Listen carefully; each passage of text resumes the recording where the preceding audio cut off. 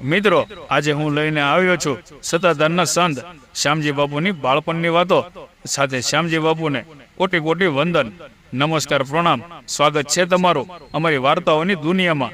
અને હું છું આ કહાનીનો વક્તા નિલેશ. લ્યો તો સાંભળો. સત્તાધાર એ સૌરાષ્ટ્રનું શિરમોર સમાન પાવન તીર્થધામ છે. અહીં પૂજ્ય આપા ગીગાથી માંડીને બ્રહ્મલીન યુવા સંત પૂજ્ય જગદીશ બાપુ સુધીના સંતોની તપસરિયા બોલે છે. પાળિયા થઈને પૂજાતા અને ખાંભીઓ હેઠળ દરબાઈને દેવત્વ પામેલા અનેક સંતોની પવિત્ર ધરતી એટલે સોરઠ ધરા. અને એમાંય સત્તાધાર એ તો અનુપમ અવની. અહીં સેવા, ભોજન અને ત્યાગનો ત્રિવેણી સંગમ રચાયો છે. સંતની આ આલેખ જગાવનાર સેવાના અખંડ ભેખધારી પૂજ્ય આપા ગીગાએ આંબાજર નદીને કાંઠે સત્તાધારનો ટીંબો સ્થાપ્યો. પછી પૂજ્ય કરમણ બાપુ, પૂજ્ય રામ બાપુ, પૂજ્ય હરિ બાપુ અને પૂજ્ય લક્ષ્મણ બાપુ, પછી પૂજ્ય શ્યામજી બાપુ. શ્યામજી બાપુના બાળપણની વાત કરીએ તો શ્યામજી બાપુનો જન્મ સાવરકુંડલા ગામના કડિયા જ્ઞાતિના પરમાર પરિવારમાં થયો હતો. પરિસ્થિતિ એકદમ ગરીબ હોવાથી સાવરકુંડલાથી એકદમ નજીક આવેલ ગામડું ભમોદરામાં તેમના માતા પિતા ખેતરમાં ખેતી કામ અને સાદીપણું કરવા લાગ્યા. જ્યારે બાળ શ્યામજી અને બાળ મોહન બંને ભાઈઓની ઉંમર ફક્ત 5-6 વર્ષની હતી ત્યારે કુદરતને સૂચ્યો તે સાચો. થોડા સમયમાં જ બાળ શ્યામજી અને બાળ મોહનના માતા પિતાનું અવસાન થયું.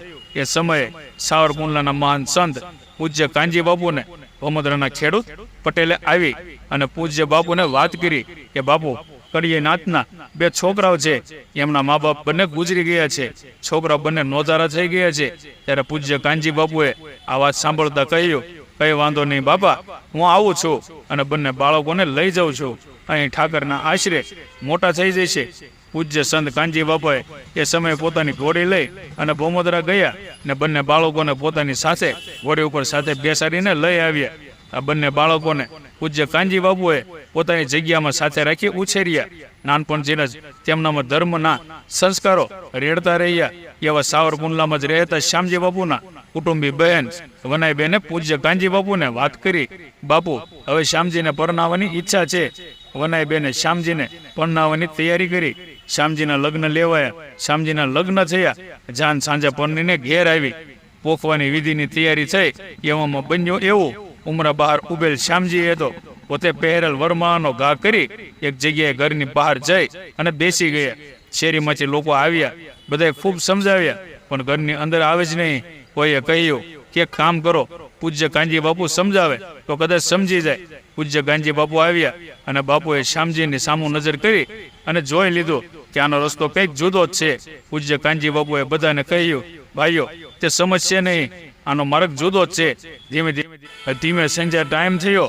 કોઈને ખબર પડે ન પડે ચા તો શ્યામજી વરરાજાના પહેરેલ કપડે સીધા સત્તાધારની વાટ પકડી. સવાર પડતા સત્તાધારના એ વખતે ના મહાન પૂજ્ય લક્ષ્મણ બાપુએ જગ્યાનો ડેલો ખોલ્યો. જોયું તો સામે વરરાજાના પહેરેલ કપડામાં શ્યામજીને જોયા. પૂજ્ય લક્ષ્મણ બાપુ પણ વાત પામી ગયા અને પછી આવકારો આપ્યો, બેસાડ્યા. પછી વિસાવદરથી ફોટાવાળાને બોલાવી વરરાજાના વેશમાં ખુરશી ઉપર બેસાડી ફોટો પડાવ્યો. એ ફોટો હાલમાં પણ જગ્યામાં મોજૂદ છે. થોડા સમય પછી શ્યામજી બાપુના મોટા ભાઈ મોહનભાઈ પણ સત્તાધારા આવી ગયા. એ સમયે સત્તાધારમાં માતા પિતા વિહોણા એવા મોહન ભગત અને શ્યામજી ભગત બંને બંધુઓ મોહનમુખ ભાવે સેવા યજ્ઞમાં સતત મગ્ન રહેતા. દુબળા પાતળા દેહધારી શ્યામજી નામનો યુવાન સૌની નજરમાં વસી ગયો. ગૌ સેવા, સાધુ અભક્તો ની સેવા અને મંદિરમાં પૂજા આરતીનું કાર્ય કરતા શ્યામજી ભગત અવિરત કાર્યોમાં અને પ્રવૃત્તિઓમાં લીન રહેતા. એક ધીર ગંભીર તથા શાંત પ્રસન્ન મુદ્રા તથા તપસ્વીનો તેજ અને કીર્તિમાન ચહેરો એટલે શ્યામજી. મંદિર પરિસર અને બહાર બધે જ કામકાજમાં શ્યામજી મોખરે હોય જ. ગાદીપતિ એની સ્વયં આવશે અને ગાદીનો વારસદાર ફક્કડ, તેજસ્વીની તથા સરળ હશે. આવા ગુરુ મુખેથી સાંભળેલા શબ્દો આપા લક્ષ્મણ ભગતને શ્યામજીમાં ચરિતાર્થ થતા હોય એવું જણાયું. શિષ્યને ગુરુ શોધવા જવું પડતું નથી, પરંતુ સદગુરુ શિષ્યને શોધી જ લે છે. એ ન્યાયે ગુરુ લક્ષ્મણ બાપુએ બોલ્યા અવતારી પુરુષ એવા શિષ્ય શ્યામજીને શોધી લીધા. ગીતા કથા અનુસાર ભક્ત વિતરાગ એવો ગોટે ગુરુને શ્યામજીમાં વિતરાગપણું તથા મહાન ત્યાગ ભાવના દેખાયા. સનાતન ધર્મને સૂત્રધાર તરીકે શ્યામજી ભગત સત્તાધારની ગાદી સંભાળવા તથા શોભાવવા 100% સક્ષમ છે, એક વચની છે તથા ઈશ ભક્તિથી રંગાયેલ આત્મા છે એવું ગુરુને માલુમ પડતા આપા ગીગા જેવા સમર્થ સંતની ગાદીના વારસદાર શ્યામજી ભગત જ યોગ્ય લાગ્યા. ગૌ સેવામાં મગ્ન, છાણ વાસીદાથી લથપથ એવા શ્યામજી ભગતને ગાદી મહંત બનાવવાનો ગુરુએ નિર્ણય કર્યો. મજૂર જોવા લાગતો અને એક વડા બંધાયેલો એક શુક્લ લગડી યુવાન આટલો કારોબાર સંભાળી શકશે એવી શંકા કુશંકા કરતા સંસારી લોકોને ક્યાં ખબર હતી કે શ્યામજી ભગત તો દૃઢ મનોબળ વાળા અને પ્રચંડ આત્મશક્તિ ધરાવતા આવનારા ઓલિયા હતા. સત્તાધારની ગાદી સોંપતી વખતે અષ્ટદ્રષ્ટા ગુરુ લક્ષ્મણ બાપુએ ભવિષ્યવાણી કરેલી કે સત્તાધારની ગાદી સંભાળનાર શ્યામજી ભવિષ્યમાં ગાદીનો મહિમા દેશ વિદેશમાં ફેલાવીને આ તીર્થધામનું નામ સારા જગતમાં ગુંજતો કરશે. એમાં કોઈએ જરા પણ શંકા રાખવી નહીં.